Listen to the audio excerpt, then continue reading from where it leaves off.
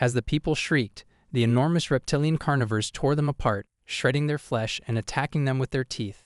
The predators stood at a height of about 3 meters and possessed claws that were razor-sharp and scales that were armored. For them, humans were merely another species that needed to be subjugated. That was not the case. The captain of his vessel, Ulrich, stood on the bridge with a sense of self-assurance. His leadership was the most dreaded in the Krolath Empire, which was considered to be the most dangerous predators in the cosmos.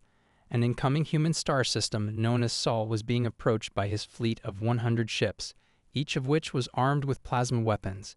Spaceflight was a concept that the primitive primates had just begun to grasp. It would not be difficult to enslave them.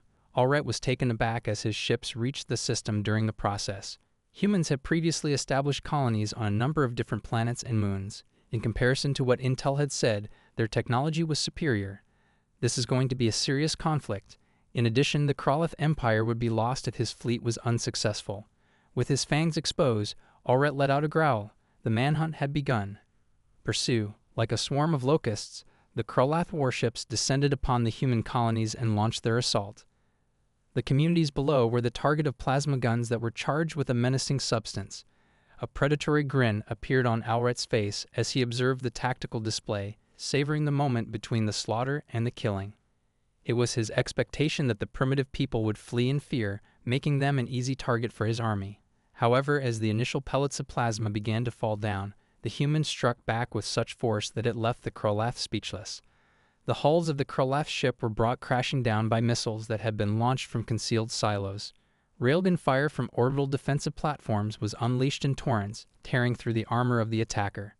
The strike craft swarmed out to meet the intruders, weaving and dodging with great agility as they attempted to engage them.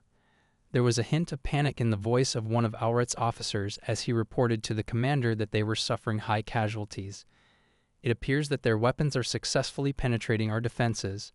Furrows were carved into the armrests of Ulrich's command chair as he growled, his claws digging into the surface. These people were significantly more dangerous than he had expected they would be. In spite of the fact that their technology was not as evolved as ours, they were able to use it with lethal skill and inventiveness. As he watched, a human fighter, which was leaving behind flames and debris, collided with a Krolath frigate, and the explosion that ensued consumed both of the boats. It was Ulrich's snarl that commanded the men to land. We will crush them in a manner that is very near to us.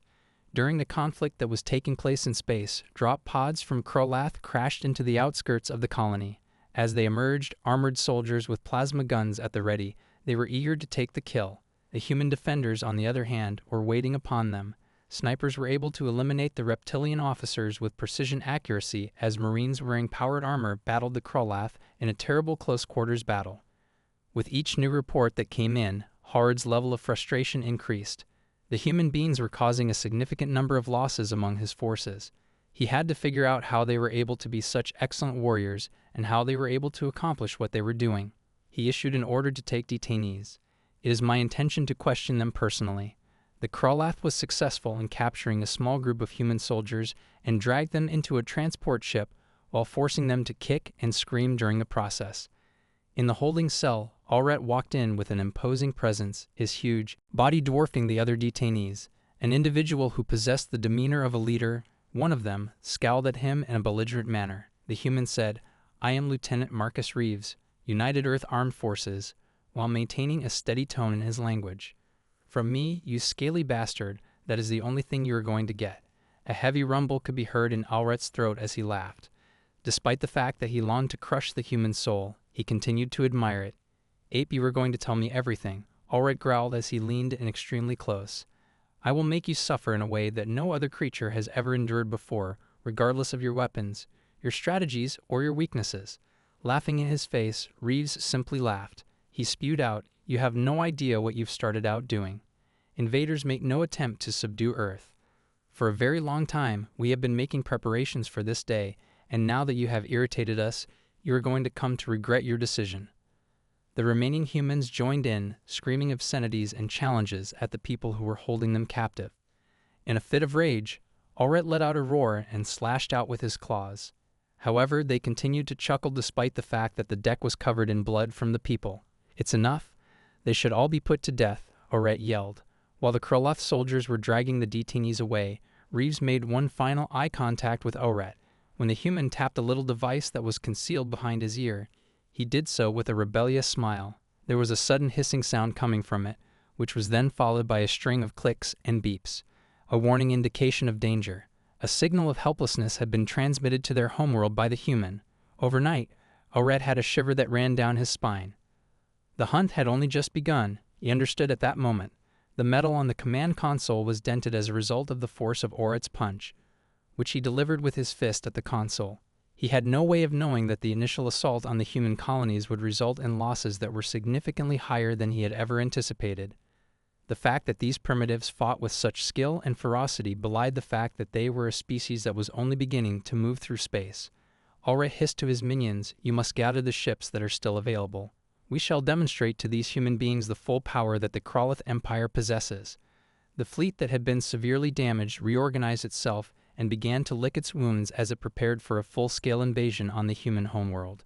When it comes to these apes, Oret intends to avoid making the same error of underestimating them again.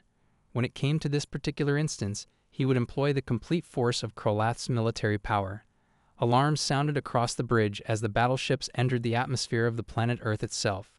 A tremendous barrage of approaching missiles was spotted by sensors, and the crude chemical propulsion systems of these missiles left behind trails of smoke as they traveled through the air. One of the officers yelled out that there were nuclear missiles approaching. "Prepare yourself for the impact." Chromath shields, which were intended to withstand the heat and energy of plasma weaponry, sprang to life when they were activated. In spite of this, the ships trembled fiercely when the missiles exploded against the shimmering barriers. As the shield struggled to withstand the unexpected assault, warning lights flashed red throughout the area. How could this possibly be the case? In the midst of the deck's descent under him, Ulrich demanded while firmly grasping his command chair, "Our defenses are beginning to fail." Another officer reported to the commander that they were detecting energy spikes from the surface. His voice was shaking as he made the report. They possessed weaponry that any of us had never seen before. At the same time that beams of powerful light were lanced up from hidden batteries on the ground, they sliced through the Kraloth ships like a hot knife through flesh.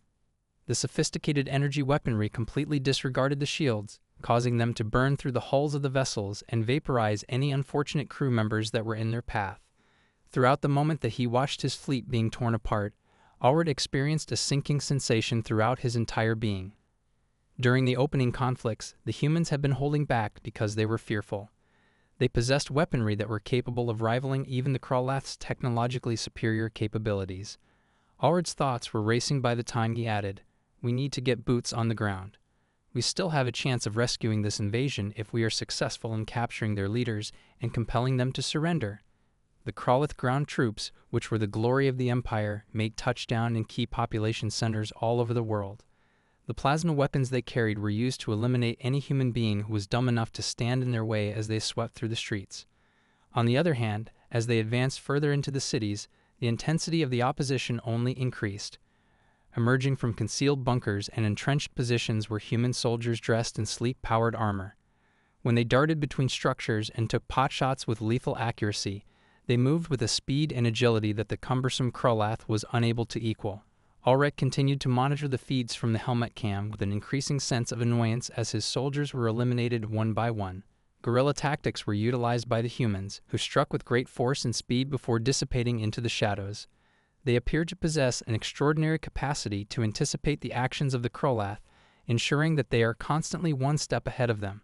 Ulrich mumbled, his claws biting into the armrest of his chair, suggesting that they are adjusting to the techniques that we have devised. How is it that they are able to think in such a fluid manner?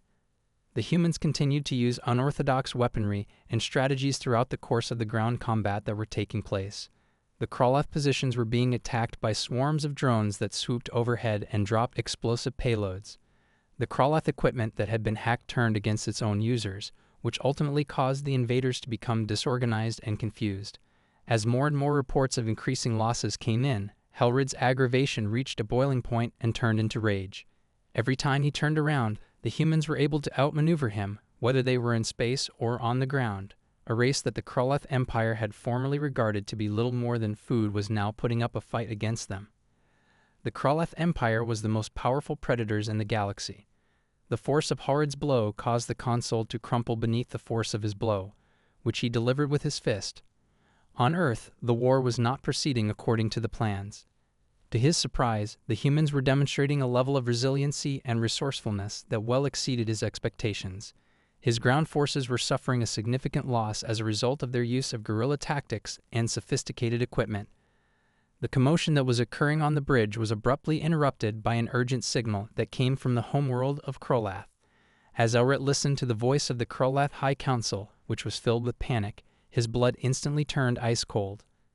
"Commander Elret, we are under attack," the counselor said, the cacophony of explosions and alarms nearly drowning out his words. "We are under attack.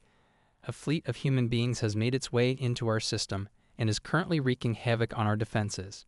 As Elred attempted to make sense of this stunning turn of events, his thoughts raced. A counterattack had been launched by the humans against the Krolath Empire itself. It was a daring maneuver, one that he had not imagined conceivable given the humans' previously undisclosed technological capabilities. He had not anticipated that it would be possible. With how many ships? In his voice, Elret demanded, scarcely covering the mounting terror and wrath that he was experiencing. The counselor responded with a voice that was shaking, saying that there were at least 100 warships, all of which were armed with the same armaments that they used to defend their homeworld. It is an admiral named Isaac Novak who is in charge of them. Elret, our fortifications are falling apart around us. Immediate reinforcements are required. He had been outplayed by the humans at every turn, and now they were posing a threat to the very core of the Krolath Empire. The choice that Elret settled on was made with a sorrowful heart. Every vessel gets ready. As his admiral, the guy was tall and broad-shouldered, and his face was engraved with purpose and a touch of triumph. He was a remarkable individual. His claws were digging deep furrows into the armrests of his command chair. He was in a commanding position. He felt as though the humans' words were stabbing him in the pride, but he was unable to refute the truth of what they said. There was a time when the Krolath Empire was the unrivaled pinnacle of nothing. Regarding Al as he peered at the view screen, Elret's claws twitched with something that could be described as barely restrained wrath. Admiral Novak's face was a mask of calm determination. Novak's eyes narrowed, and a momentary expression of astonishment crossed his features before being replaced by a steely resolve. The human admiral had outmaneuvered him at every turn, and now the crawler's eyes narrowed. "I, Commander Elret, am willing to accept your challenge. Whatever the hour is," the admiral of the human race gave a quick nod. "I intend to be present." Elret's bridge crew exploded into a chorus of hisses and snarls as soon as the broadcast came to an end. "A mistake has been made, Commander, and one of his officers has acknowledged it." The sky above was a sickening green color, and the terrain was a desolate stretch of red sand and jagged rocks. Also present was Admiral Novak, who was standing in the center of the desolation. There was a human being. As he got closer, Elret yelled out, his claws tightening in anticipation of what was to come. Novak beamed a slender smile. "When it comes to defeating you, Elret, I don't use an army. For years I have been analyzing your type and learning about the weaknesses that you possess. Before it had started, this fight was already over." All of a sudden, Elret stumbled backward, his eyes widening in surprise. Elret stumbled backwards, his eyes widening in surprise as he did so. Because of his kind, the human was able to move with a speed and precision that was beyond the capabilities of his species. Every attack that Elret launched was met with a rebuttal from him, his blows taking advantage of the Krolath's physiological vulnerabilities with surgical precision. The conflict raged across the desolate landscape, with the two warriors locked in a dance of potentially lethal violence. The strength and savagery of Elret were confronted by the skill and cunning of Novak, and neither of them were able to gain a decisive advantage over the other. However, as the battle progressed, Elret started to become exhausted, and his motions became increasingly sluggish and sloppy. The tired Krolath was subjected to a barrage of punches from Novak, who continued to press his advantage to the point where Elret fell to his knees, beaten and shattered. "How is it?" With a voice that was heavy with sorrow and humiliation, Elret let out a gasp. "How could a human be able to lose to me?" With a gloomy expression on his face, Novak loomed over him. He stated that we have been preparing for this conflict for a number of decades. Ever since we first became aware of the aggressive spread of your species, we have been conducting research on you, gaining as much information as we can about your biology, your technology, and your strategies, and then we have prepared potential responses. Elret was brought to his feet by the human admiral, who reached down and seized him by the throat when he was down. In a chilly tone, Novak stated that the arrogance of your race was the cause of your downfall. You overestimated us. thinking that we were feeble and backward, but by doing so, you ensured that your own fate would be determined. Ulret fell to the ground, defeated in both his body and his spirit, when Novik released his hold on him while he was standing. It was an angry deity who was giving judgment on those who had fallen, and a human towered over him. Novik remarked to Ulret, "I'm giving you a choice," and his words resounded with the finality of a decision. Your army should either be ordered to stand down and surrender unconditionally, or they should refuse to surrender and watch as we wipe out your species from existence.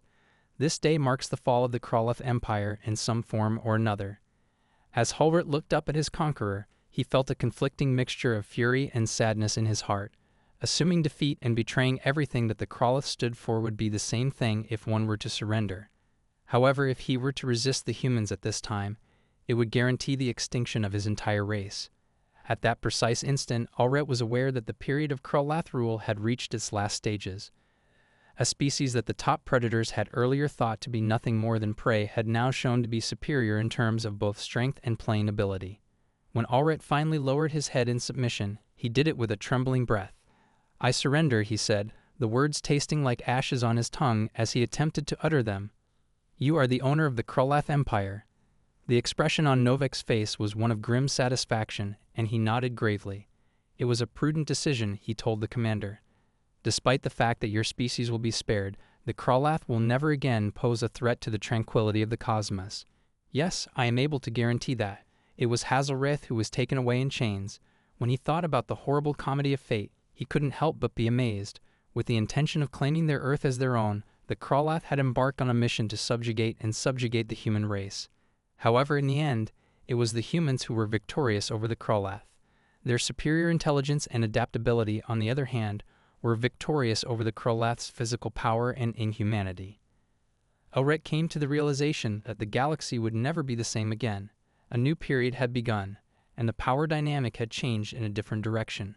An era in which humans, who were long considered to be feeble and backward, would establish themselves as the unrivaled rulers of the stars. You have arrived at the conclusion of the tale. If you found this tale to be entertaining and would like to show your support for us, be sure to give us a like and subscribe to our channel. And for each and every comment that has the number 88, I will give each and every one of them my heart. Your time is greatly appreciated.